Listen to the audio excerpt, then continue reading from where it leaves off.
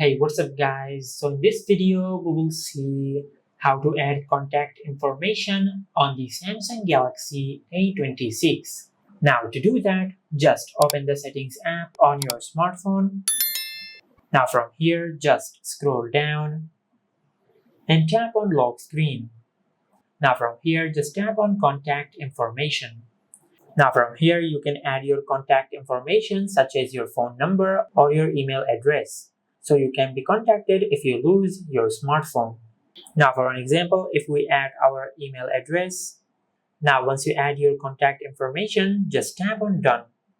Now from here, if you open the lock screen on your smartphone, the contact information will be shown right here, just like that.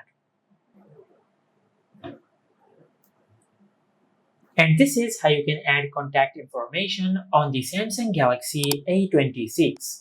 If you found this video helpful, please like the video and subscribe to our channel and hit the bell icon to get notified when we upload a new video.